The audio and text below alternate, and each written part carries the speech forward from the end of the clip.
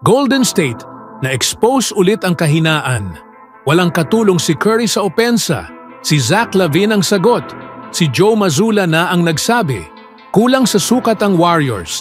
Ginamit si Porzingis. Ngunit bago ang lahat, kung gusto nyo ng original shoes, new running shoes, mabibili lamang sa halagang 1,299 pesos. I-click lamang ang link sa comment section. Ang ikalawang pagkakataon ng Warriors na makaharap ang defending champion na Boston Celtics ay malayo sa una nilang laban. Noong Nobyembre, sa ikawalong laro ng season, isang mas malusog na team ng Warriors ang tumalo sa Celtics. Nawala si Kristaps Porzingis at nanalo ng 6 na puntos. Ngunit sa pangalawang laro nitong araw sa Chase Center, natalo ang Warriors ng 40 points. Si Steph Curry ay nanood mula sa bench sa buong ika-4 na quarter. Sa bawat aspeto ng laro, ang Celtics ay kitang-kitang mas mahusay.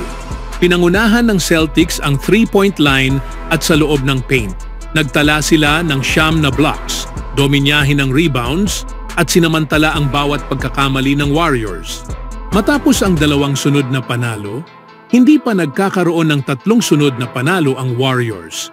Sa ika-24 na pagkakataon sa 42 laro ngayong season, gumamit si Coach Steve Kerr ng ibang starting lineup. Sa pagkawala ni Draymond Green nang hindi bababa sa 1 linggo dahil sa mild calf strain, isinama si GP2 sa starting 5 sa ika-5 pagkakataon ngayong season. Sa unang quarter, 3 rebounds ang nakuha ni Payton ngunit naglaro lamang ng 4 na minuto.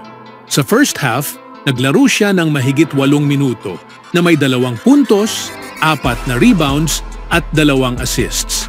Ang kanyang huling tala ay 2 puntos, 3 rebounds, 3 assists at 1 steal sa loob ng 12 minuto.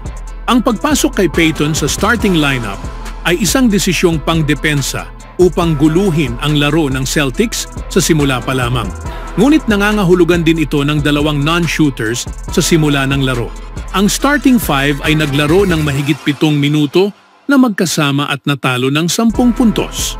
Ito ang pinakamadali at direktang paliwanag sa mahirap na 3-point shooting ng Warriors laban sa Celtics. Magsimula pa lamang, nahirapan na ang Warriors at hindi ito bumuti. Sa first quarter, isang 3-pointer lang ang nagawa ng Warriors habang 5 naman sa Celtics, na nagbigay sa Boston ng kalamangan matapos ang first quarter.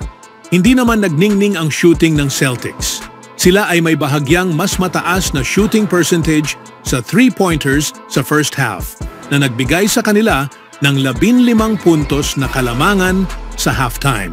Ngunit sa ikatlong quarter, nahanap ng Celtics ang kanilang ritmo. Ang Celtics ay nagtapos na may mas mataas na shooting percentage at higit na 3-pointers kaysa sa Warriors. Si Curry ay unang pumunta sa bench sa first quarter. Ang Warriors ay natalo ng 2 puntos. Nakapag-score sila ng 1 puntos lamang sa natitirang bahagi ng quarter, habang nagkaroon ang Celtics ng run at 4 na sunod-sunod na shots ang mintis ng Warriors. Sa ikalawang quarter, hindi rin nagkaroon ng pagbabago. Ang Warriors ay hindi nagkaroon ng magandang laro at patuloy na nahirapan sa buong laban. Hindi nagkaroon si Curry ng karaniwang mahusay na laro. Walang sino man ang nag-step up sa off night ni Curry. Ito ay isang patuloy na issue na magiging mas masahol pa at nangangailangan ng pahinga sa mga susunod na laro. Speaking of Boston, si Kristaps Porzingis ay nagsisimulang makahanap ng kumpiyansa sa kanyang bagong team, ang Boston Celtics, habang umuusad ang season.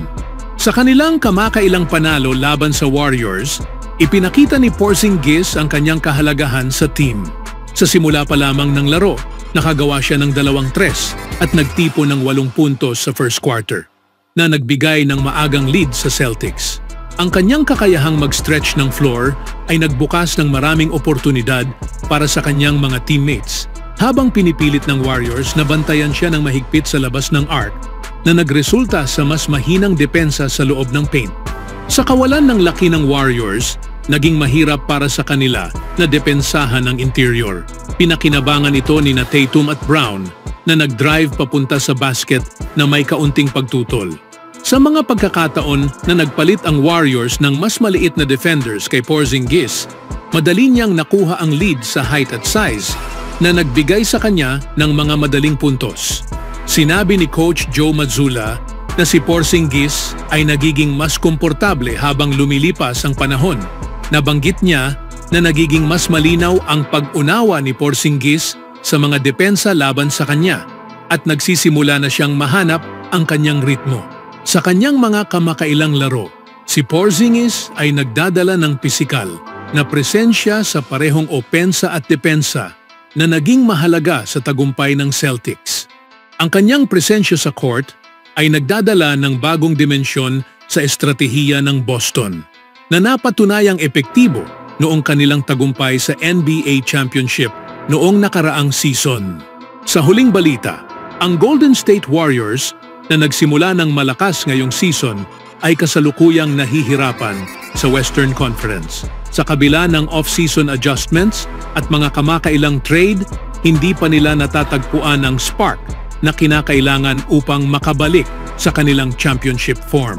Sa harap ng papaliit na championship window ni Stephen Curry, kailangan gumawa ng hakbang ang Warriors upang palakasin ang kanilang opensa. Speaking of offense, isinusulong ang ideya ng pagkuha kay Zach LaVine mula sa Chicago Bulls, na kilala para sa kanyang kakayahan sa scoring at floor spacing. Magiging magandang kapares siya ni Curry at magbibigay ng karagdagang scoring option sa team. Sa kabila ng kanyang malaking kontrata, ang potensyal ni LaVine na mag-ambag sa opensa at depensa ng Warriors ay nagkakahalaga ng risk. Sa kasalukuyang season, nag-a-average si LaVine ng 24 points, 4.8 rebounds, and 4.4 assists na nagpapakita ng kanyang versatile offensive skills at mataas na 45% shooting from 3-point range. Ang trade ay maaaring kasama sina Andrew Wiggins at Kevon Looney na magbibigay sa Bulls ng mga veteranong player para sa kanilang lineup, habang sina Moses Moody at Brandon Podziemski ay magdadala ng mga promising young talent. Isang 2027 first-round pick din ang posibleng isama upang madagdagan ang halaga ng deal para sa Bulls. Sa pagkuha kay Zach LaVine, layunin ng Warriors na magdagdag ng isa pang scorer upang mabawasan ang pagdepende kay Stephen Curry, lalo na sa mga panahon ng matinding depensa o kapag nagpapahinga siya. Pinag-aaralan ng Warriors ang pagkakataong ito bilang bahagi ng kanilang win-now approach upang mas mapalapit muli sa pagiging contender sa Western Conference. Ano ang masasabi niyo, mga kaibigan?